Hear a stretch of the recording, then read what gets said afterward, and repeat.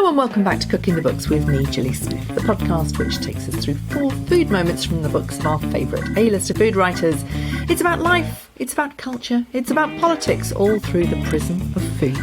And this week I'm with Amber Guinness, whose book, A House Party in Tuscany, captures the spirit of her parents who lovingly restored a humble ruin of a farmhouse they found back in 1989 and where they raised their daughters. Even though there wasn't any running water or kitchens and they would just figure it out, they got a sort of disused wooden door and placed it on 2 wheelbarrows and then set up this completely gorgeous picnic with carafes and loaves of bread and tomatoes and all these things which didn't require cooking, but, it meant they could invite friends over and say, OK, now you've come for lunch, would you mind terribly, knocking down a wall with us or whatever? But this was no ordinary restoration. Tatler lists it amongst the interior wonders of the world, which Amber has now turned into a retreat for artists, where the stylish hosting is in the image of her parents. Her book is the story of the house, her family and their eye for beauty, where stunning food conjured up like a dream from the Tuscan countryside is peppered throughout the memories. I asked her if that's what she set out to do. Yeah, exactly. And it's sort of celebrating, I suppose, just, what my parents created and the kind of atmosphere and the conviviality and, this wonderful kind of upbringing of beauty and adventure that me and my sister had, which we were very, lucky to experience. Well, beauty and adventure, those are 2 words to actually explain this extraordinary story. It feels to me that your family were stylish, but in that lovely bohemian way that, they can make something out of nothing, particularly your mother. Although the gardens tended by your father are pretty lovely too, yes. Aren't they? Was it beautifully stylish in that kind of make it up as you go a long way? Yeah, I think so. I think they were very good at kind of making do with what they had. I mean, their first house which was in a town called Greve in Chianti, my mum still talks about the fact that they didn't have a dishwasher. And, to this day, she's so grateful for dishwashers. She still has these horrific memories of, deepest, bleakest February and it's freezing and you're washing everything by hand, having had a dinner for 12 people in freezing cold water. And yeah, it feels like that. And you and your sister kind of bumbling along while the builders are actually in the middle of rebuilding it all. And you, at one point, you do have a pretty bad accident getting in the way of a builder. Yes. Take us back to how it all began. Well, so my parents, my dad moved to Florence in the mid-70s when he finished university and worked at the British Institute in the library, which, sort of afforded him a bit of pretty lax structure, I would say. I don't think it was particularly taxing. And it was just a very lovely city to be in, full of artists and writers. And it was when Harold Acton was there. And, I think it was just a really fun place, inspiring place to be. And of course, always beautiful. And then my mum moved there, I think, in 1982. And she was doing an antiquing and restoration course in furniture, which, obviously then served her in great stead throughout her life. And they met and fell in love and got married and lived in Chianti in quite a small, inconvenient house. And then they had me in 1989, at which point they found Arniano, which is about an hour and a half south of where they had been. And I mean, now it's quite fashionable, but back then, all their Florentines friends were going, what are you doing moving to Montalcino? I mean, it is the end of the world. What are you up to? But it was so beautiful and the views were so beautiful that they couldn't resist. And so the house took quite a long time, didn't it, to become what the Tatler calls the interior wonders of the world. It took some time. It took a lot of effort, but it took your mother's wonderful sort of scavenger eye and a lot of patience, I presume, on everyone's part. And I love the idea that all the way through, there's these friends coming in and your mother knocking up some incredible meal. It is like something out of a film, isn't it? Yeah, I think it was quite like that because, I mean, so the house had a roof and windows and floors, but no electricity, no water, no running water. So it was very basic. So I think they waited for these quite very basic things to be installed in part of the house. And then we sort of moved into one room and were essentially camping for about a year and a half. And I was, bear in mind, I was a small baby. So it was quite intrepid of them.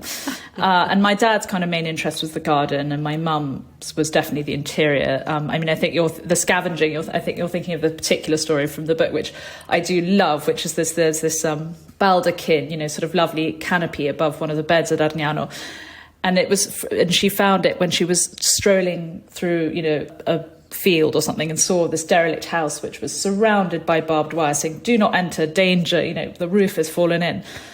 And she climbed through this, below this sign, and went in to see if she could find anything, and found this sort of silky, tattered baldachin, which she then reupholstered, and is still there 30 years later. So, yeah, very intrepid. I am talking about that story, but I'm also talking about, the wonderful sort of the beautiful eye for detail. And that very much is what your food is about, isn't it? And your idea of creativity, bringing people to this place. And we'll go into the story of how you've made it into an artist's wonderland.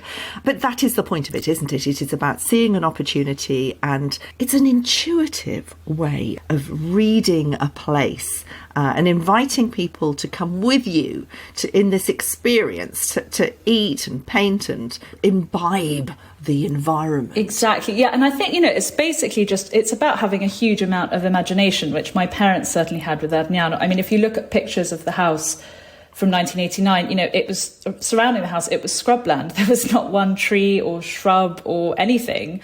And yet they kind of saw this potential, and they would invite friends over, even though there wasn't any running water or kitchens, and they would just figure it out. I mean, there's this beautiful photo, which I'm sure everyone thought was very basic, but now I look back at it and it seems like this insane idyll, which is, they got a sort of disused wooden door and placed it on 2 wheelbarrows, and then set up this completely gorgeous picnic with carafes and loaves of bread and tomatoes and all these things which didn't require cooking, but it meant they could invite friends over and say, "Okay, now you've come for lunch, would you mind terribly, knocking down a wall with us," or whatever needed doing.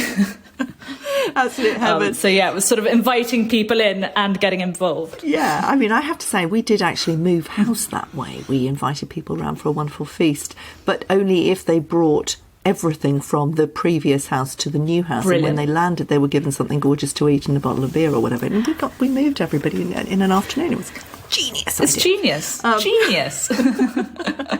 Gilly, that is so clever. Oh, yeah, and they had to put the carpets down as well and hang the curtains, put them to work. I mean, fabulous. So you grew up with this incredibly sort of creative, imaginative, wonderful make-it-up world. Obviously, it had an amazing influence on you. But in terms of food, you were learning to cook in the same way. You were sort of just basically, it's by osmosis, absorbing this wonderful creativity at your mother's feet. I mean, can you remember the first things that you were making? I mean, you talk about malfatti, but tell us about some of those very early moments around food. Yeah, well, when I was very young, she did a lot of kind of quite English baking, I would say. So it was, chocolate biscuit cake and things like that. And all the ingredients, it was quite funny. It was considered a big treat because all the ingredients had to be sourced from this, what was it called? It was a shop in Florence called something like the English Convenience Store, and it sold Marmite and golden syrup and digestives at completely exorbitant prices. So a chocolate biscuit cake would end up costing however many tens of thousands of lira. But it was, that was always a big treat and very exciting. But yes, and then the other things I remember cooking were definitely, the things we'll talk about later in my food moments, roast chicken with grapes, malfatti, a bit of pasta. And my mum was just very strict, because if my sister and I asked any questions about food, she is such an intuitive cook. She claims to have hung up her skillet now, but she is a very good cook. And if we ask any questions, she said, "God, I don't know how I do it. I just do it. You have to watch me." So, if we'd asked a question and then the next day she was cooking, she'd sort of come storming into wherever we were watching TV or doing whatever we were doing and say, "I thought you said you wanted to know how to make X, come and watch me." And actually it was a brilliant way to learn. Well, having said that, she did work at the River Cafe for quite some summers, didn't she? I mean, it was really just to help Ruth and Rose, but that's the level. They wouldn't have just taken in any old cook, would they? Yeah. She was pretty darn hot. Yeah, she was a very good cook. And I think, it was a couple of summers she did, and it was in the early 90s, and it was when they were starting out and they were getting busier and busier. She worked on the cold sections, which I think it was great fun. And much later on I waitressed and worked on the cold sections there as well. So it's kind of nice family continuity. Yeah, there's a lovely picture actually of Rose and Ruthie in the courtyard at Arniano, again, when it's this picnic on the wheelbarrows. So presumably they helped knock down a wall or two themselves. Sadly, your father died in 2011 and it stopped everything.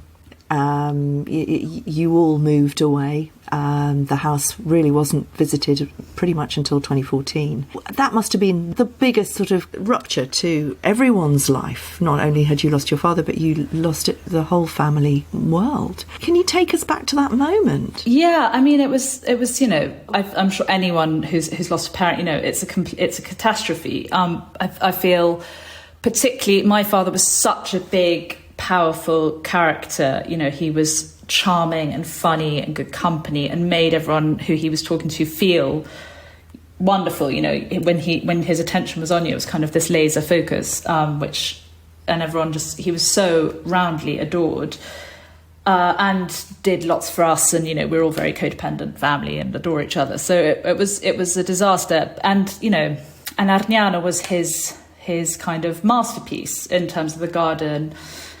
And when he was ill, so he died of lung cancer, but so when he was ill, he was in England doing his treatment just because we were all studying there and it was just easier for us all to be there.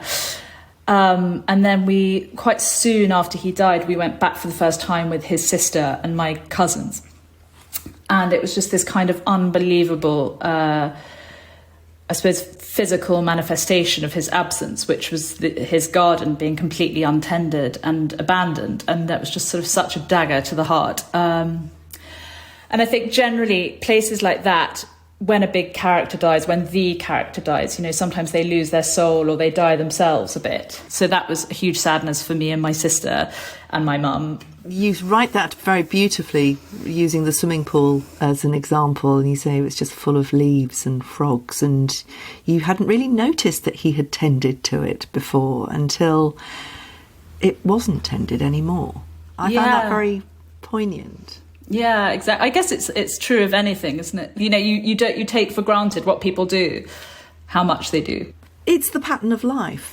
You don't really notice the pattern of life until it stops. Yeah, exactly. That's such a good way of putting it. And then you have to rearrange it. Exactly. So then my sister and I sort of avoided the house a bit, I would say, until 2014. I mean, we'd sometimes go with friends, but it was stood pretty much empty, I would say. My mum was there a lot because she was working nearby, but it was pretty abandoned. And then in 2014, I was talking to my dear friend Will Roper-Curzon, who's a landscape artist, and he was describing my dad's garden sort of from the point of view of a landscape painter, about the huge vistas, but then also kind of juxtaposed with the quite intimate scenes of the cypresses planted by my dad, and how that gave such kind of opportunity for a landscape painter. And so I think we just suddenly thought, hang on.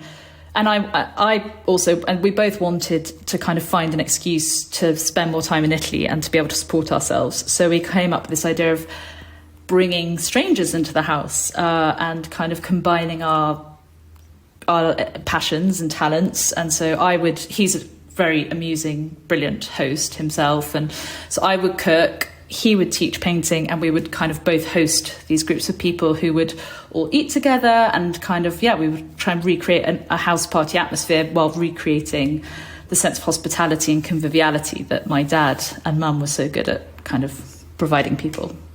I mean, it's brilliant. It's brilliant. It brings together all the wondrousness of your upbringing in the family home. It makes the family home something that actually can have a future, but it reinvents it in your image.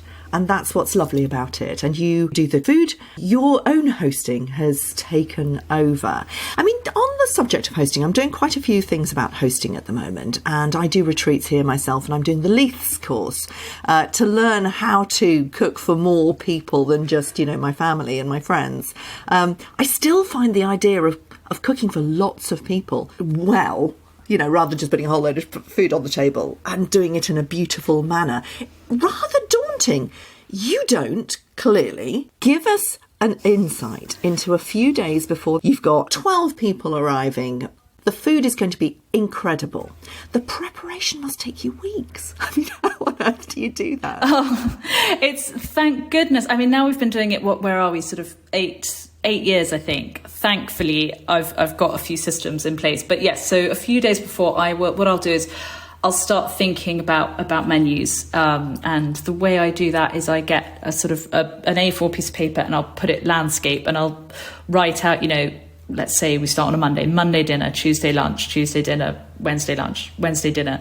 And I'll start jotting in menus and kind of look what we've had the night before, what we're going to have the next day, and try and balance things out. So you're not having pasta every meal 3 days in a row, or you're not having meat 5 meals in a row, kind of trying to bring out the best of what's in season, really, because that's such a joy of being and eating, particularly in Italy, is kind of making the most of the broad beans or the artichokes or the incredible tomatoes or aubergines or whatever it happens to be at that time. And I'll make pastry in batches and freeze some of it, so then I can just quickly roll out a tart or I'm aware people can't do that. If you're doing it for fun to have people over for dinner, and you've got to go to an office, then you definitely you either need to get up really early or do it on the Sunday or do it the night before. Yeah. Let's look at some of your food moments, because it kind of takes you through that journey to Arniano now, doesn't it? You start off with roast chicken with grapes. It was the first dish you ever learnt to cook. Now, not many people can say that. It's quite complicated. It's a big feast. Tell us why you've chosen that one. Well, it's a dish that a lady in Spain, where my granddad and his second wife lived. She was French, Spanish, so they lived in this town in northern Spain. And a friend of theirs taught my mum to do this Andalusian dish, which is roast chicken with white grapes.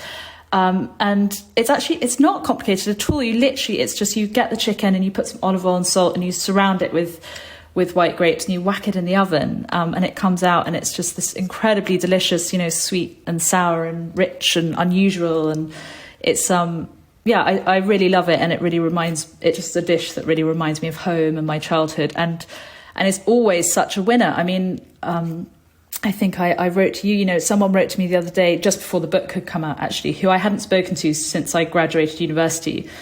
So that's 10 years ago. And, they said, do you remember in Leith Walk, you used to make this delicious chicken with grapes? How do I make it? And that's a decade on. So it definitely sticks in people's minds. Well, I talk to a lot of people about roast chicken. A lot of people choose roast chicken as their food moments. Emily Scott did. The Towpath ladies, Laurie and Laura did.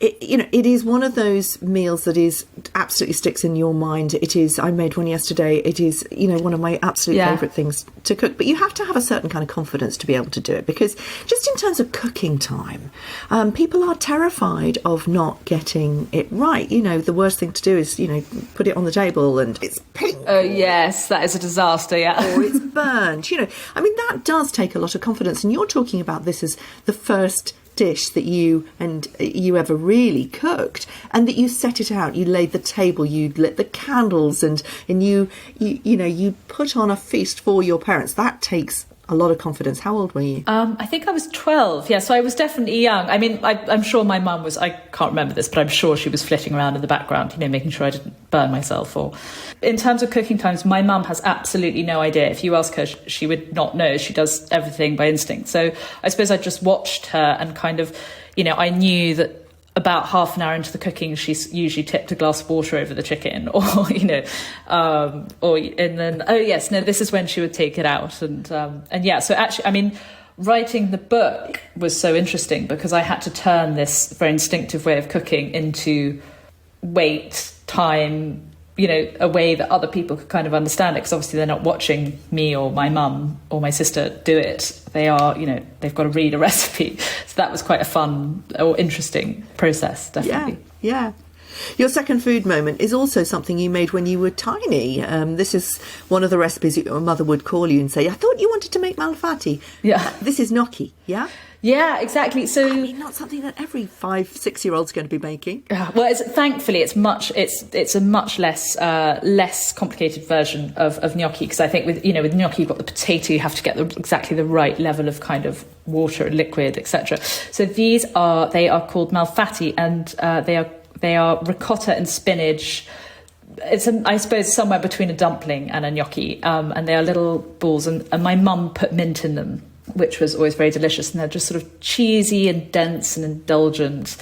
they're a huge treat because they definitely take a bit of meditative patience, because you make the mixture, which is fine, quite straightforward, but you have to leave it in the fridge for a certain amount of time so it sets.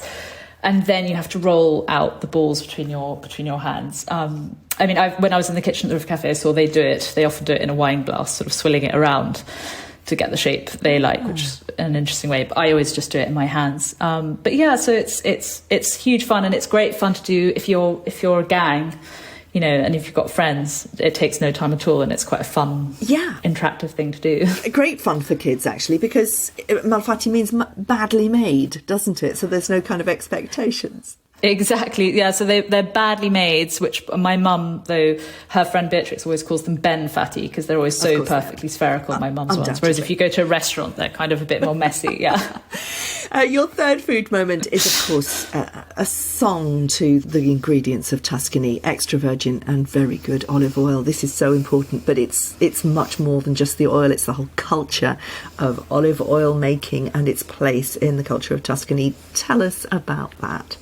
Yeah, so I'm so lucky because I've always, I grew up in the kind of heart of olive oil making, which, when I moved to England, it was so interesting to me how you can feel quite removed, I think, from the fact that olive oil is something that's harvested, something that's pressed, something that needs to be used within a certain amount of time.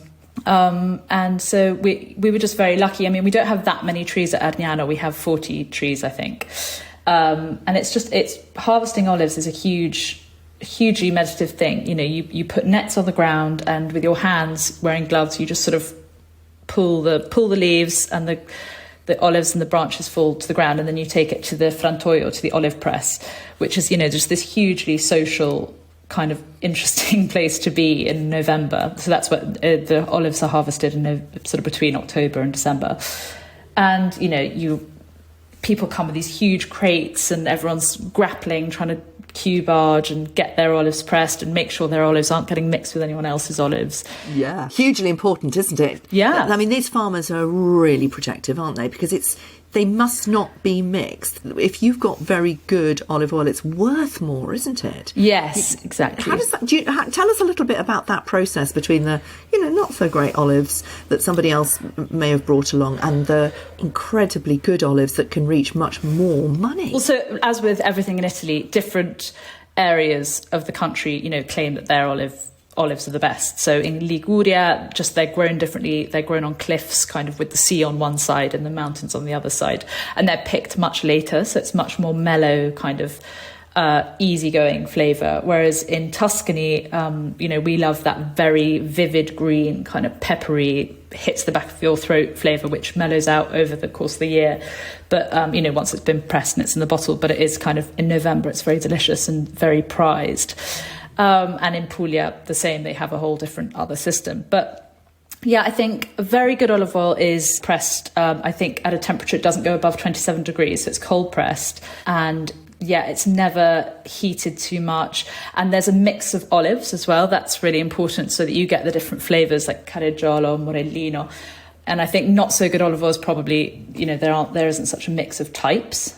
So a really good olive orchard will have different varieties of olives within it, which makes a big difference. Yeah, and the farmers are very keen to make sure that theirs are not mixed with the next Exactly. Although that you do get that lovely cooperative olive oil as well in the whole of the Mediterranean. Yeah. So actually, it just totally depends. So, for instance, we don't usually get, like last year, we didn't get enough olives to warrant having our own chamber in the press. You need at least 150 kilos to warrant that. So we just bunged our olives in with everyone else who didn't have quite enough. And you just get it back, and you're still really pleased. But if you have a big orchard, then you would definitely want your own chamber. But what's really nice is in the restaurants, because restaurants don't really want to dole out new season's olive oil to any, like if people aren't going to notice, they don't give it out.